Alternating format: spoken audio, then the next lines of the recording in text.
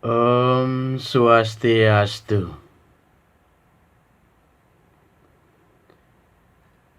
Dehinusmin yata dehe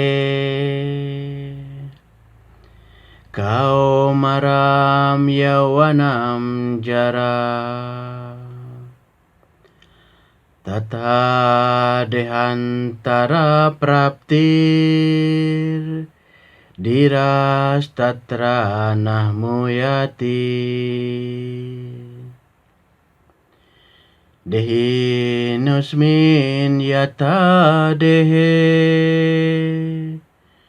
kaumaram yawanam jara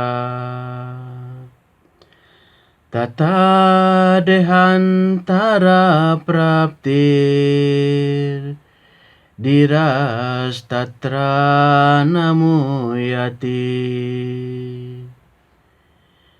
Dehinusmin yata dehe kaumaram yawanam jara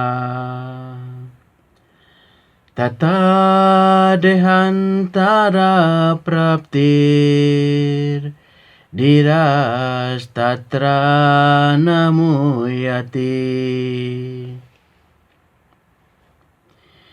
yang artinya seperti halnya sang roh terkurung di dalam badan, terus-menerus mengalami perpindahan di dalam badan ini.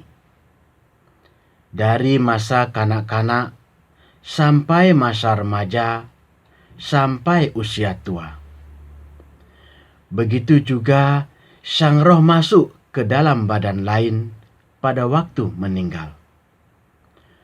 Orang yang tenang tidak bingung karena pergantian itu. Para sahabat yang saya muliakan,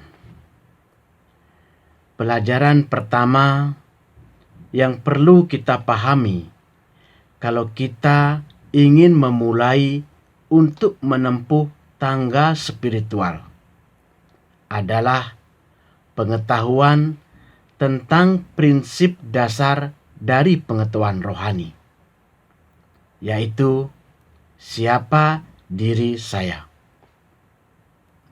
Siapa diri sahabat?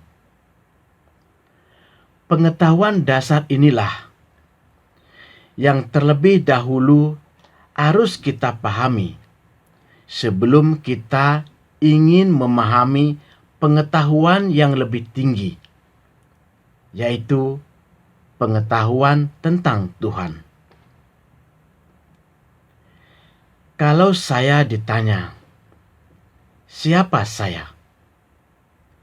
Maka saya akan menjawab, saya adalah Wawan Yulianto.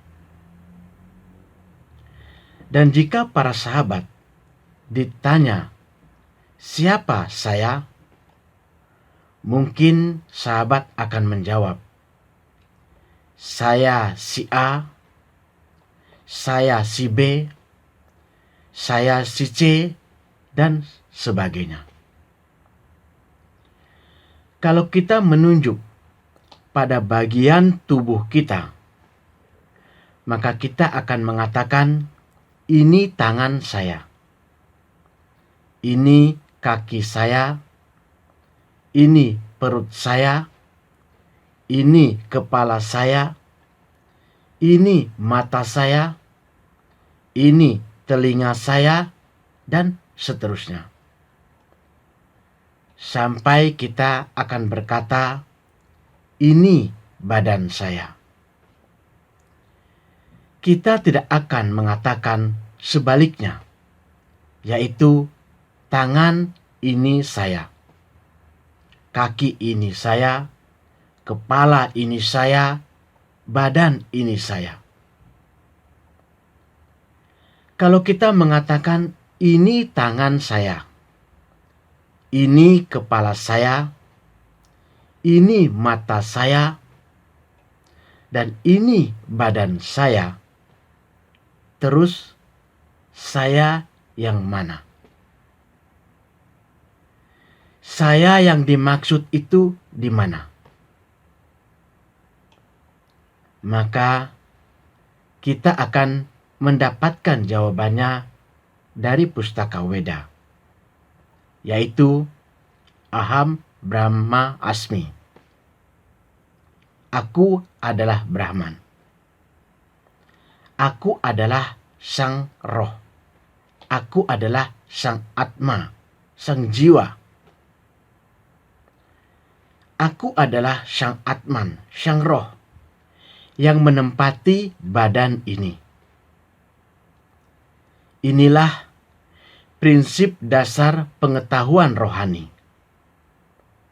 bahwa saya bukan badan ini, bahwa saya bukan tubuh ini.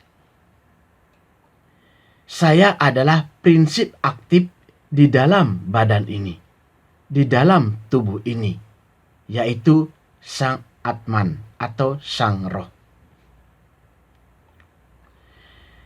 Saya bukan badan ini, saya bukan tubuh ini. Ketika kita memahami prinsip dasar pengetahuan ini, yaitu saya bukan badan ini, saya bukan tubuh ini, melainkan saya adalah sang Atman atau sang roh, maka perdebatan mengenai keakuan palsu atau ego dapat diminimalisir.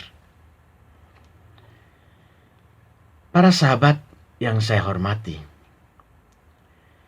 pada sloka ini Sri Krishna menjelaskan tentang prinsip aktif yang ada dalam setiap makhluk hidup yang mengalami transmigrasi atau perpindahan, yaitu Atman atau roh. Oleh karena setiap makhluk hidup adalah Atman atau roh yang individual, makhluk hidup menggantikan badannya pada setiap saat. Kadang-kadang ia berwujud sebagai kanak-kanak, kadang-kadang sebagai anak remaja, dan kadang-kadang sebagai orang tua. Namun Atman atau roh yang sama masih ada dan tidak mengalami perubahan apapun.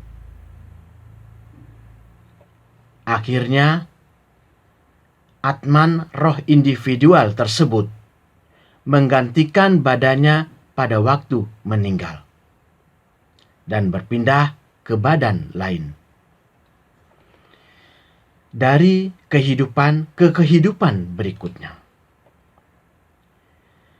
Krishna menjelaskan bahwa dalam satu kehidupan kita telah mengubah tubuh kita dari masa kanak-kanak menjadi remaja, menjadi dewasa, dan kemudian menjadi tua.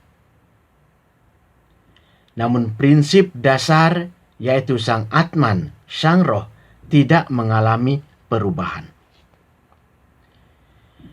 Pengetahuan modern atau sains modern memberitahu kita bahwa sel-sel di dalam tubuh mengalami regenerasi. Sel-sel tua mati dan sel-sel baru menggantikannya. Diperkirakan hampir semua sel tubuh berubah. Para ilmuwan memperkirakan bahwa dalam waktu 1 tahun, sekitar 98% molekul tubuh kita berubah. Meskipun tubuh terus berubah, kita merasa bahwa kita adalah orang yang sama. Ini disebabkan karena kita bukanlah badan ini. Karena kita bukanlah badan material, tetapi kita adalah Atman atau sang roh spiritual yang duduk di dalam badan ini. Para sahabat yang saya banggakan, Dalam sloka ini, kata deha berarti badan atau tubuh. Dan dehi berarti pemilik badan atau pemilik tubuh, yaitu sang Atman atau sang roh. Si Krishna menyampaikan fakta yang sebenarnya kepada Arjuna, bahwa badan atau tubuh terus berubah dalam satu masa kehidupan. Sedangkan Atman atau roh melewati banyak badan, banyak tubuh. Demikian pula, pada saat kematian, sang Atman atau sang roh berpindah ke tubuh lain. Sebenarnya apa yang kita sebut sebagai kematian hanyalah membuang badan atau tubuh yang lama, yang tidak berfungsi dengan menggantikan badan baru melalui kelahiran kembali. Oleh karena sang roh atau sang Atman pasti akan mendapatkan badan lain dalam penjelmaannya yang akan datang, baik itu badan material maupun badan rohani, maka sebenarnya tidak ada alasan bagi Arjuna untuk menyesal karena kematian Bhisma maupun kematian Drona, yang telah menyebabkan Arjuna sangat prihatin. Sebaliknya, seharusnya Arjuna berbahagia karena mereka akan menggantikan badannya dari badan tua menjadi badan baru. Dan dengan demikian memperbaharui tenaganya. Pergantian badan seperti itu adalah alasan untuk adanya aneka jenis kenikmatan atau penderitaan di dunia ini. Jadi, Bhisma dan Drona sebagai roh-roh yang agung pasti akan mendapat badan-badan rohani dalam penjelmaannya yang akan datang. Atau sekurang-kurangnya kehidupan dalam badan-badan di surga untuk menikmati kenikmatan material pada tingkat yang lebih tinggi. Karena itu, dalam kedua keadaan tersebut, tidak ada alasan bagi Arjuna untuk menyesal. Para sahabat dimanapun berada, walaupun kita sudah mengetahui bahwa sang Atman atau sang roh bersifat kekal, bahwa yang terbunuh adalah badan ini, bukan sang Atman atau sang roh, itu bukan berarti pembunuhan itu dianjurkan atau diperbolehkan. Kata Dira, yang artinya orang yang paling tenang atau yang paling bijaksana, sangat bermakna dalam sloka ini. Karena hanya orang seperti itulah yang tidak pernah dihayalkan oleh pergantian badan, pergantian tubuh ini. Semoga semua makhluk berbahagia. Om Shanti Shanti Shanti. Om.